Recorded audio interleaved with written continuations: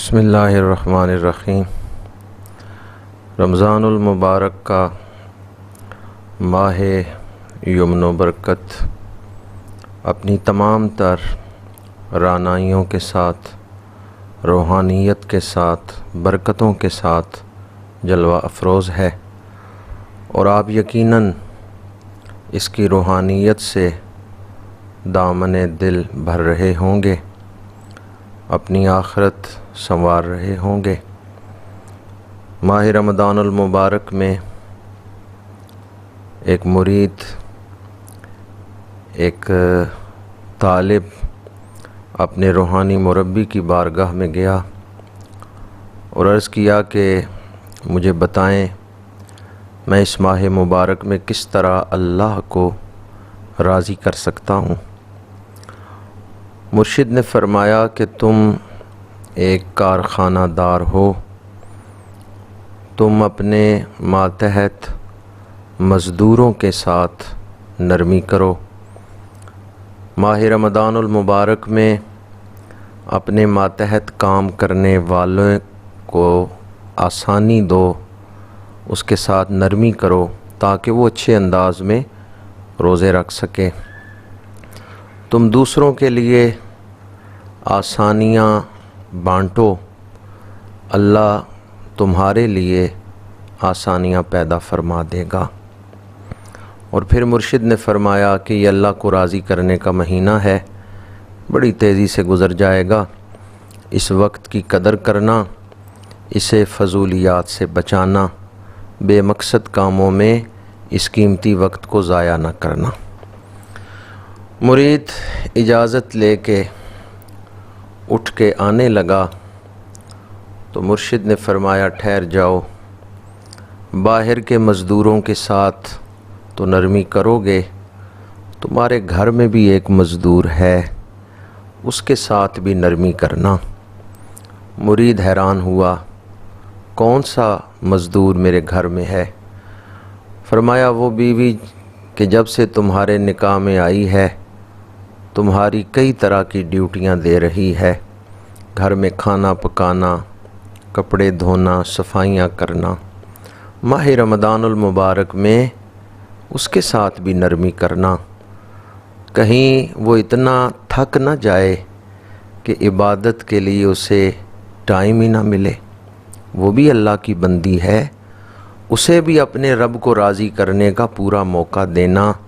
رمضان عبادت کا مہینہ ہے، اسے کھانوں کا مہینہ نہ بنا لینا اور لذیذ ڈشیں کھانے کے مطالبے نہ اپنی بیوی سے کرتے رہنا کہ وہ ہر وقت کھانے پکانے میں مصروف رہے اور اسے عبادت کا وقت نہ مل سکے۔ آج جس دور میں ہم زندگی گزار رہے ہیں، بہت سارے لوگوں کے نزدیک رمضان شریف کھانوں کا مہینہ بن گیا ہے، اور اس کی اصل جو غرض و غایت ہے وہ ہماری آنکھوں سے اوجھل ہو گئی ہے۔ ہم خود تو نماز پڑھتے ہیں لیکن اپنے گھر کی خواتین کو نماز کا موقع نہیں دیتے، یا پھر انہیں اتنا مصروف رکھتے ہیں کہ وہ کام سے تھکی ہوئی خواتین نماز تراویح نہیں ادا کر سکتیں، یا پھر انہیں شعور ہی نہیں کہ جس طرح مردوں کے لیے نماز تراویح ادا کرنا سنت مؤکدہ ہے، اسی طرح عورتوں کے لیے بھی 20 رکعت نماز تراویح ادا کرنا یہ سنت مؤکدہ ہے، انہیں بھی نماز تراویح ادا کرنا چاہیے۔ میں آپ کی خدمت میں یہی پیغام عرض کرنا چاہتا ہوں، انسانی سفر جب شروع ہوا تو پہلا رشتہ جو قائم ہوا وہ میاں بیوی کا رشتہ تھا۔ اللہ تعالیٰ نے حضرت آدم علیہ السلام اور حضرت بی بی حوا کے درمیان رشتہ قائم کیا۔ پہلا رشتہ میاں بیوی کا رشتہ ہے، یہ اولاد کا رشتہ، بھائیوں کا رشتہ، بہنوں کا رشتہ، چچا، ماموں، دادا، دادی، یہ سب رشتے بعد میں بنے ہیں۔ پہلا رشتہ جب انسانی سفر شروع ہوا وہ میاں بیوی کا رشتہ تھا۔ پھر طویل ترین دنیا کا یہ سفر کر کے قیامت کے بعد پل صراط سے گزر کے جب خوش نصیب جنت میں پہنچ جائیں گے تو انسانی سفر کا وہ آخری رشتہ کون سا ہوگا؟ وہاں پھر میاں بیوی کا رشتہ۔ جنت میں اولاد یا پھر باپ دادا پردادا وہ اگر جنت میں ہیں بھی تو اپنے اپنے مقامات پہ ہوں گے، مختلف مواقع پہ ان سے ملاقات ہوگی، لیکن وہاں ایک گھر میں تو نہیں ہوں گے، وہاں سب اپنے اپنے مقامات پہ ہوں گے۔ تو ایک مقام پہ اکٹھے وہاں بھی میاں بیوی ہوں گے۔ تو پہلا رشتہ بھی میاں بیوی کا اور جنت میں جا کے بھی پھر رشتہ میاں بیوی کا، اس لیے اس رشتے کی قدر کریں۔ قرآن پاک نے ارشاد فرمایا ہن لباس لکم وانتم لباس لہن، بیویاں تمہارا لباس ہیں، تم اپنی بیویوں کا لباس ہو۔ لباس موسمی اثرات سے بچاتا ہے، سردی کا موسم ہے آپ لباس پہنتے ہیں، موسمی اثرات سے اپنے وجود کو بچاتے ہیں۔ تو میاں بیوی ایک دوسرے کے لیے لباس ہیں، اس کا مطلب کیا ہے کہ نشیب و فراز میں تنگ دستی فراغ دستی، خوشی غمی دکھ سکھ، یہ جو زندگی کے مختلف رنگ ہیں، ان میں میاں بیوی ایک دوسرے کو حالات کے تھپیڑوں سے بچاتے ہیں، یہ ایک دوسرے کے لیے ڈھارس ہیں، یہ ایک دوسرے کو حوصلہ دیتے ہیں۔ میاں بیوی ایک دوسرے کا لباس ہیں، یعنی ایک دوسرے کو حالات کے تھپیڑوں سے بچانے والے ہیں، دکھ بانٹنے والے ہیں۔ لباس کا ایک کام جسم کے عیب چھپانا بھی ہوتا ہے۔ جب آپ لباس پہنتے ہیں تو بدن پہ کہیں کوئی داغ ہے، لباس اس کو چھپا لیتا ہے۔ جب قرآن نے کہا کہ تم اپنی بیویوں کے لیے لباس ہو، بیویاں تمہارے لیے لباس ہیں، تو اس کا مطلب یہ ہے کہ میاں بیوی ایک دوسرے کے عیب ڈھانپنے والے اور ایک دوسرے کے لیے عزت کا باعث ہوتے ہیں۔ میرے آقا کریم صلی اللہ علیہ وآلہ وسلم کی سیرت پاک اس سلسلے میں ہمارے لیے سب سے خوبصورت ترین نمونہ ہے۔ ماہ رمضان المبارک میں میں دوبارہ عرض کروں گا کہ آپ خواتین خانہ کو آسانیاں دینے والے بن جائیں۔ بہت سارے سیرت نگاروں نے اس روایت کو نقل کیا ہے، بعض نے سید الانبیاء صلی اللہ علیہ وآلہ وسلم کے دست مبارک کی برکات کے ضمن میں بیان کی ہے، اور بعض نے اہل خانہ کے ساتھ حضور کی جو شفقتیں ہیں اس ضمن میں اس کو بیان کیا ہے۔ میرے آقا کریم صلی اللہ علیہ وآلہ وسلم گھر تشریف لائے تو حضرت سیدہ خاتون جنت رضی اللہ تعالی عنہا روٹی پکا رہی تھیں۔ میرے آقا کریم صلی اللہ علیہ وآلہ وسلم نے ایک روٹی اپنے دست مبارک سے خود تنور میں لگائی ہے۔ اب اس روایت کے بہت سارے پہلو ہیں، بہت ساری تشریحات ہیں، بہت سارے اس میں سبق ہیں ہمارے لیے۔ ان میں سے ایک سبق یہ ہے کہ اگر کبھی تم امور خانہ میں اہل خانہ کی مدد کر دو تو اس میں کسر شان نہ سمجھنا، یہ نہ سمجھنا کہ تمہاری عزت گھٹ گئی ہے، بلکہ یہ سوچنا کہ تم نے اپنے آقا کی سنت پہ عمل کیا ہے۔ اگر کبھی امور خانہ میں گھر والوں کا ہاتھ بٹا دیا جائے تو یہ بھی حضور کی سنت مبارکہ ہے۔ عام طور پر یہ اصول ہے کہ کسی سے جتنا دور ہوں گے تو عقیدت محبت زیادہ ہوگی، لیکن جتنا قریب آئیں گے تو بعض اوقات ایسا ہوتا ہے کہ قربت سے محبت گھٹ جاتی ہے۔ لیکن یہ اصول اوروں کے لیے ہے، سید الانبیاء صلی اللہ علیہ وآلہ وسلم کے لیے نہیں۔ جو حضور کے جتنا زیادہ قریب ہے وہ اتنی زیادہ محبت کرتا ہے۔ قرآن پاک پڑھ کے دیکھیں، احادیث پڑھ کے دیکھیں۔ ایک موقع ایسا آیا، اللہ کریم نے فرمایا حضور کی ازواج مطہرات سے، ہم اہل ایمان کی روحانی ماؤں سے، کہ اگر تم دنیا چاہتی ہو، دنیا کا مال و متاع، تو وہ تمہیں دے دیا جائے گا، پھر تم میرے نبی سے الگ ہو جاؤ۔ اور اگر تم آخرت چاہتی ہو، آخرت کے انعامات، اللہ کا قرب، اللہ کے رسول کا قرب، تو پھر تم آزمائش میں صبر کرو۔ میرے آقا کریم صلی اللہ علیہ وآلہ وسلم نے ازواج مطہرات کو وہ آیات سنائیں، بالخصوص ام المومنین معلمہ اسلام حضرت سیدہ عائشہ صدیقہ رضی اللہ تعالی عنہا۔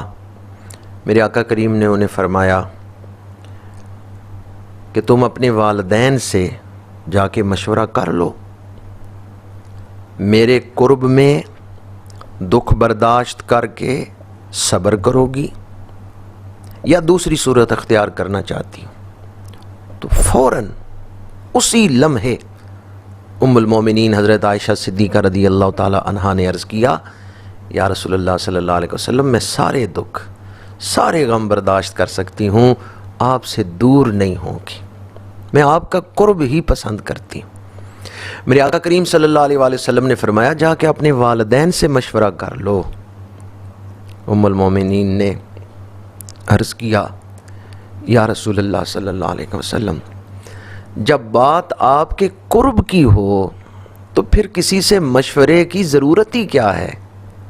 ہر غم، ہر دکھ برداشت ہے، بلکہ ہر کانٹا بھی ہمیں پھول لگے جب حضور کا قرب نصیب ہو جائے۔ میں آپ کی خدمت میں یہ عرض کرنا چاہتا تھا کہ میرے آقا کریم صلی اللہ علیہ وآلہ وسلم کی جو ازواج مطہرات ہیں، کائنات کی خوش نصیب ترین خواتین ہیں، جن کی پاکیزگی کو قرآن بیان کرتا ہے، اور حضور کے گھر کا ماحول کیسا ہے کہ امہات المومنین کائنات کی ہر چیز سے بڑھ کے حضور سے محبت فرماتی، اور میرے آقا کریم صلی اللہ علیہ وآلہ وسلم رتبے میں، کائنات میں، مخلوقات میں کوئی حضور کی مثل نہیں۔ آپ سید الانبیاء ہیں، آپ خاتم النبیین ہیں، لیکن جب آپ گھر تشریف لاتے تو آپ اپنے اہل خانہ کے ساتھ ان کے درجے کے مطابق نرمی فرماتے، شفقت فرماتے، اور جس طرح میں نے ابھی حدیث سنائی کہ اپنے ہاتھ سے ایک روٹی حضور لگا رہے ہیں اور امت کے لیے نمونہ بنا رہے ہیں۔ اس لیے میرے آقا کریم کی حدیث پاک ہے، خیرکم خیر لأہلہ، تم میں اچھے لوگ وہ ہیں جو اپنے گھر والوں کے لیے اچھے ہیں۔ آخر میں دو پیغام آپ کی خدمت میں عرض کرنا چاہتا ہوں تاکہ گھریلو ماحول پرامن ہو اور خوشگوار ہو۔ ایک تو اس بات کو یاد رکھیں، میرے آقا کریم صلی اللہ علیہ وآلہ وسلم کا فرمان ذیشان ہے، جس نے ایک گھر کا امن برباد کیا اور میاں بیوی میں غلط فہمی ڈالی، لڑائی کروائی، جدائی ڈالی، وہ ہم میں سے نہیں ہے۔ اس لیے ہم سب کو چاہیے کہ ہم گھروں کو جوڑنے کی بات کریں، دلوں کو قریب لانے کی بات کریں۔ دوسری بات، میاں بیوی آپس میں جب کبھی اختلاف ہو تو اس وقت اپنے مد مقابل کو یہ دنیا داری کی نظر سے نہ دیکھیں کہ کس کی بیٹی ہے اور کس کی بہن ہے۔ ہم عموماً یہی دیکھتے ہیں، یہ بھی دیکھیں کہ جو میری بیوی ہے یہ امتی کس کی ہے، یا بیوی دیکھے کہ جو میرا خامد ہے یہ امتی کس کا ہے۔ جان بین میں سے کوئی بھی اگر زیادتی کرتا ہے تو اسے یہ بات ذہن میں رکھنی چاہیے، قیامت کے دن اگر رسول اللہ صلی اللہ علیہ وآلہ وسلم نے مجھ سے پوچھا کہ تم نے میرے امتی کے ساتھ ظلم کیا تھا تو میں کیا جواب دوں گا۔ اگر جان بین میاں اور بیوی دونوں اس بات کو ذہن میں رکھیں، جب نکاح ہوا تھا تو خطبہ نکاح بھی پڑھا گیا، ایجاب و قبول، شریعت مطالعہ کے احکامات پورے کیے گئے، وہاں ایمان سبب بن رہا تھا اس تعلق کا۔ تو اللہ کا خوف، رسول اللہ کی نسبت اگر یہ ذہن میں رہے، خامد اپنی بیوی کو بولتے ہوئے ذہن میں رکھے یہ حضور کی امتی ہے، بیوی خامد کو جواب دیتے ہوئے یہ ذہن میں رکھے یہ رسول اللہ کا امتی ہے، تو پھر گھر کا ماحول خوشگوار ہوگا، پرامن ہوگا۔ ایک حدیث پاک جو کہ میں آپ کو ماہ رمضان المبارک کی ان بابرکت گھڑیوں میں مشکات شریف کے حوالے سے سنا رہا ہوں۔ یہ بہت بڑا تحفہ ہے میری بہنوں کے لیے، میری بیٹیوں کے لیے۔ اگر اس کو ذہن نشین کر کے اس پر عمل کریں گی تو 2 جہانوں کی سعادتیں وہ اپنی جھولی میں ڈال لیں گی۔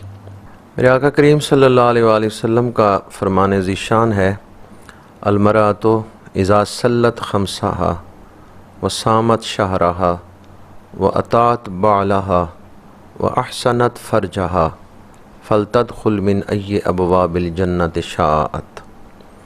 جس عورت میں 4 خوبیاں ہوں، پنجگانہ نماز ادا کرے، ماہ رمضان کے روزے رکھے، اپنے خاوند کی اطاعت کرے اور اپنے کردار کو پاکیزہ رکھے، وہ جس دروازے سے چاہتی ہے جنت میں داخل ہو جائے، اللہ نے اس کے لیے جنت کے 8 دروازے کھول دیے۔ یہ 4 کام اگر آج میری بہنیں بیٹیاں اپنا لیں تو ان کا گھر امن و سکون کا گہوارہ بن جائے گا اور اخروی سعادتیں بھی اللہ انہیں عطا فرما دے گا۔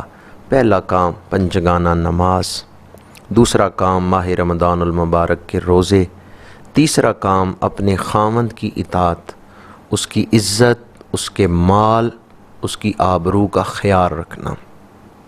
اگر کبھی خاوند سے شکایت ہو تو رات مصلی بچھا کے اپنے رب کی بارگاہ میں عرض کریں، پروردگار میرا خاوند تیرا بندہ ہے، تو اس کے دل میں فلاں بات ڈال دے۔